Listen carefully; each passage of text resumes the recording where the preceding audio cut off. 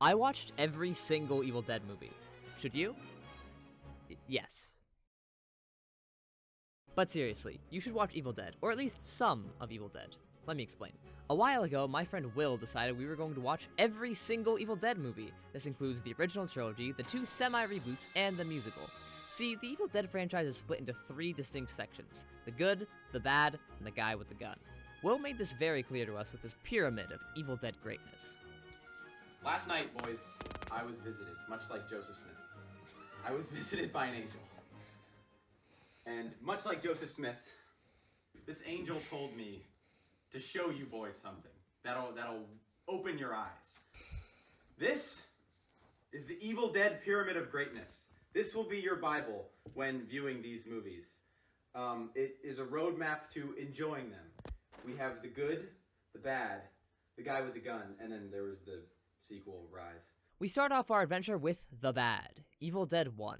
Now, Evil Dead is a very enjoyable movie, but it's definitely a bad movie, because Sam Raimi, that's right, Sam Raimi, you know, the guy who made Pizza Time, was trying to make a horror movie, and he succeeded 40 years ago. See, a 20-year-old Sam Raimi with limited film experience through his short comedy films and a passion for the Three Stooges teamed up with some of his friends to make an unintentionally hilarious horror movie. The end result of 3 years of on and off filmmaking hell eventually created the gory masterpiece known as Evil Dead, a series that would come to be known for its incredible one-liners and incredibly accurate amounts of blood.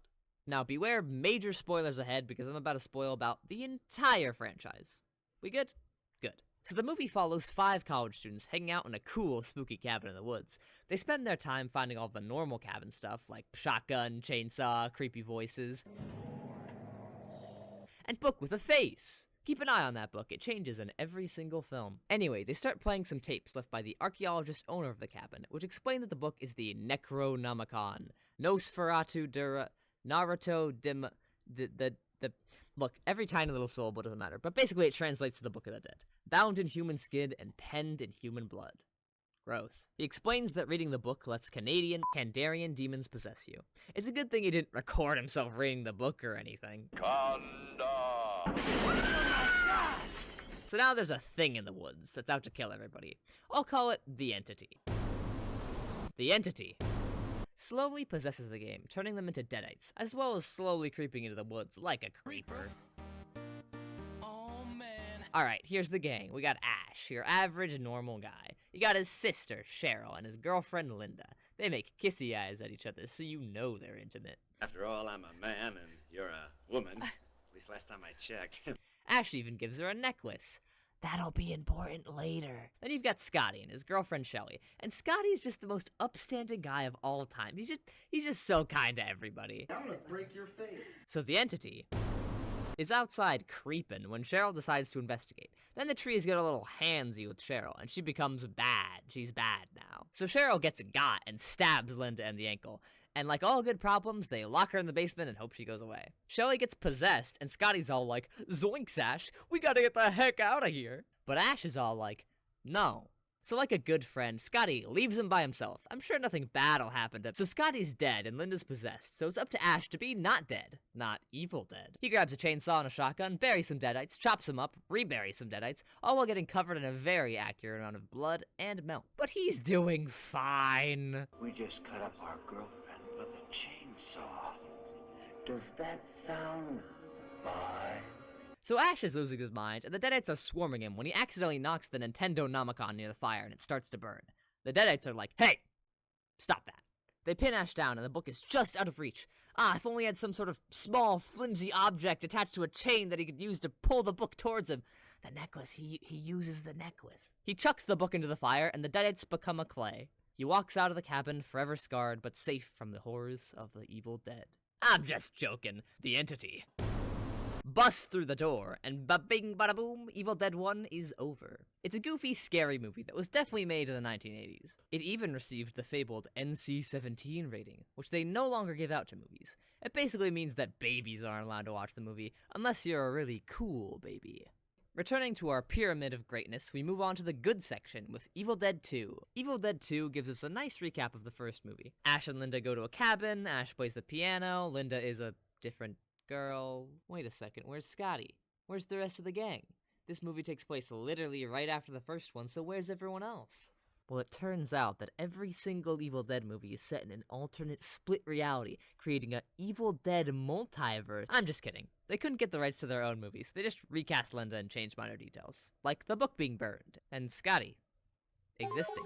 So Evil Dead 2 picks up with Ash flying through the sky before drowning in a puddle. Ah, he's a Deadite. Ah, he's not a Deadite. Now it's night 2, and he's still stuck in the cabin. You may also notice that Ash's personality takes a subtle shift. In the first movie, Ash was afraid to hold an axe. In the second movie, he chops off his own hand with a chainsaw. I mean, like, it went bad. He kind of had to. While all of that is happening, Annie, the archaeologist's daughter, who exists now, is off with her own set of pages from the Book of the Dead, and is making her way to her father's cabin with the help of Ed, Bobby Joe, and good old reliable Jake. They walk up the trail to find Ash, just your average one-handed guy, covered in blood at your parents' cabin. The usual. Now, I've already spoiled the entire first movie and half of the second movie, but if any of this sounds interesting to you, I highly recommend you pause the video and go watch the first 3 movies. Even knowing the plot, they're still incredibly funny and scary. The execution of such classic horror tropes and ideas done in such a goofy way is really incredible, and I highly suggest watching them, just like I highly suggest subscribing to my YouTube channel. Good? Good. So they put Ash in the cellar, and then there's a Deadite, so they let Ash out of the cellar. Ed and Bobby Joe get got, and Annie finds some clues in her pages. She learns that if she reads the incantation on her pages, a portal through time and space will open and suck all the evil through it. On a completely unrelated note, there's also a picture of a chainsaw-wielding man fighting the undead, said to destroy all evil. Ash has no idea what this could mean. It's just, it's a puzzle. He can't figure it out. It's not like it looks like anybody he knows or anything. It's not like he has a chainsaw or anything. They're all ready to translate the pages when Jake pulls a Scotty and says, "I'm getting the heck out of here, man, and you're coming with me." And then he throws the pages in the cellar. It's fine though, he dies like 2 seconds later. Ash and Annie prepare to retrieve the pages when Ash does the sickest thing imaginable.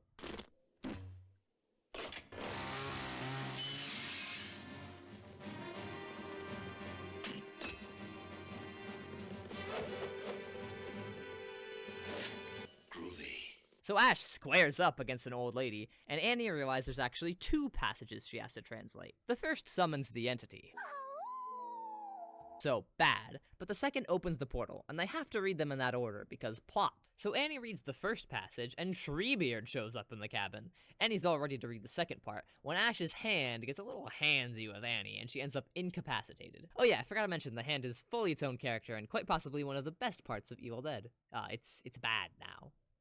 It's bad, guys. It's a bad guy. So Treebeard's about to nom on Ash when Annie wakes up and says, "Sorry to disappoint you, Yugi. Huh? You triggered my trap card! Power balance!" Uh-oh, Ash gets sucked in too, and now he's stuck in the 13th century. And that's Evil Dead 2. So we've seen the good, we've seen the bad, and now we move on to Army of Darkness, the guy with the gun. Take everything you know about Evil Dead and throw it out the window. It's an action movie now. In a failed attempt to not get a 3rd NCC-17 rating, Sam Raimi made a few amazing decisions. Ash is an action hero now, complete with constant one-liners. What's that you got on your face? Huh? The movie uses Jim Carrey levels of comedy at points, and finally, in an attempt to distance the movie from its brothers, he named the movie Army of Darkness rather than Evil Dead 3. Look at that buff man. So, Army of Darkness. Ash is thrown back in time with his car, and look who it is, King Arthur, obviously, and he throws Ash into the Sarlacc pit because he thinks he's a spy. Ash has a cool hand thing, and he punches Arthur in the face like a rock'em sock'em robot. And he reveals that he was actually an S-Mart employee the whole time. Shop smart. Shop S-Mart. You got that? And then he meets a wizard, obviously, and the wizard is like, "You must say the magic words in front of the bad, bad book, and you will banish the evil forever. The words are..." Shut up, I'm gonna go build a robot hand. Ash saddles up, womanizes a woman, and sets up to do that thing he's gotta do. But uh-oh, there's an evil Ash, and he's bad, so Ash goes wha-pow and kills him. But then there's mini evil Ash, so he goes wha-pow and kills them too. It's like that scene from Ghostbusters Afterlife where Paul Rudd sees the tiny Stay Puft Marshmallow Men, and they're bad. Or like that scene in Gulliver's Travels where the tiny men attack Jack Black. Or like that scene in Epic where the Leaf Men attack that guy with John Hutcherson. Or like that scene, and so he finds the book, but uh-oh, there's 3 books, and then he says the words. Klaatu, Verada,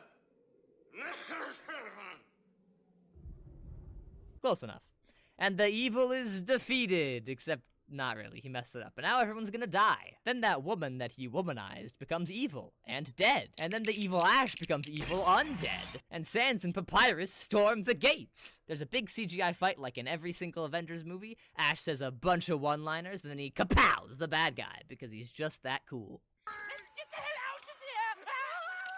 The wizard is all like, good job, now take 6 of these and call me in the morning. Now, Sam Raimi's original ending had Ash take 7, causing him to wake up a century in the future to a ruined world. But the canon ending is him returning to S-Mart, becoming the king of appliances. Hail to the king, baby. And that's Army of Darkness, the last Evil Dead movie, besides Evil Dead and Evil Dead the other one. But before we talk about those, we have to talk about the TV show. That's right, there's an Evil Dead TV show, and it's awesome. Ash is an old guy now, and he accidentally smokes a little too much grass, if you know what I'm saying, and he reads from the Necronomicon, and now he has to team up with his buddy Pablo and this random girl, and then they do the things that they do in the show, like they fight the Deadites, and then he has the chainsaw hand, and there's a puppet, I think. Yeah, I'll be honest, I didn't actually finish watching this one. But it's not my fault, because Will wanted to watch together, and then he moved to Florida! You know, the place with Disneyland and the alligators. So I never finished watching this one, but I did watch the Evil Dead musical, because of course it has a musical. Every good movie has a musical. Frozen has a musical, Nazis have a musical, the assassination of John F. Kennedy probably has a musical. I don't know, I haven't checked. So of course Evil Dead has a musical, and it's my favorite Evil Dead movie. The musical seamlessly incorporates all 3 Evil Dead movies into one hilarious show that, in my opinion, makes more sense than the first 3 movies together did. It brings back Scotty, it brings back one-liners, it brings back Ash getting a little handsy with his hand. In the original movie, Ash is a pansy who can't even hold an axe, and the musical shows his progression from a coward into an action hero / psychopath much better than the trilogy does. So if you don't want to watch the 3 movies, maybe just watch one incredibly violent musical and incredibly low quality on YouTube. Finally, we move on to the end of our pyramid of greatness, the bad. Again. I mean, I guess that makes it more of like an Evil Dead infinity symbol, or like a circle, or like a pretzel, like an Evil Dead pretzel, you know, like one of those shapes that like loop in and then they like come in. Evil Dead 2013, not to be confused with The Evil Dead. This movie is a spiritual successor of the original, taking place in the same cabin and mimicking the plot of the first movie, except with modern teenagers with modern drug addictions. This movie isn't bad, but it lacks the charm of the original trilogy, opting instead to make a genuinely scary movie rather than a ooh, spooky movie. The plot is pretty much what you would expect. Teen goes to cabin, teen reads book, vines get a little handsy with girl, everyone dies except for the people who don't. I do think the ending of this movie is pretty interesting, so I won't spoil it in case you do want to watch it. But if you're more interested in the goofiness and comedy of the originals, feel free to skip this one. The movie made like $1 bajillion at the box office, so 10 years later they released another one, Evil Dead Rise. This time in an apartment building, which honestly is a welcome change from cabin, medieval castle, cabin. Evil Dead Rise again takes on a more traditional horror approach while modernizing elements of the original. There's an evil book, there's Deadites, the Wires get a little handsy with the mom, they go into the mom and she goes bad, and then the babysitter's all like, it's babysitting time, and then they babysit all over the place. At least I think she was a babysitter. Surprisingly, I found myself becoming more emotionally invested in some of the characters in this movie than the rest of the series. I mean, it wasn't exactly a very high bar, but it was definitely a major improvement from previous characters. And then just put any of Scotty's lines here, like literally any one of them. Like you could, like any of Scotty's lines from the first movie. They're all that bad. An animal! That is the stupidest thing I ever heard of. Jesus Christ. Yeah, you're probably right. Probably just some animal. The movie ended up grossing $147 million, overtaking the previous, which had grossed $97 million, which massively dwarfs the other films, which made not as much as that.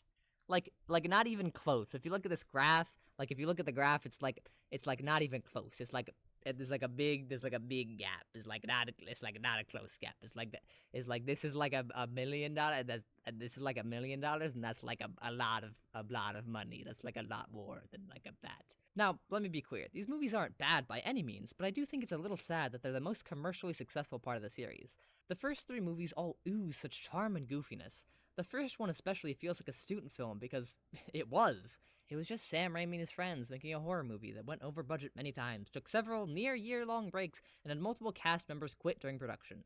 And it shows, but in a good way. So many high-budget movies nowadays feel like they lack that passion from someone who truly wants to make something they enjoy. Instead, we get things like Alvin and the Chipmunks Road Tripped. They should have stopped at Chipwreck. It was the perfect movie! At least the TV show still has that passion, and Starz canceled the 4th season.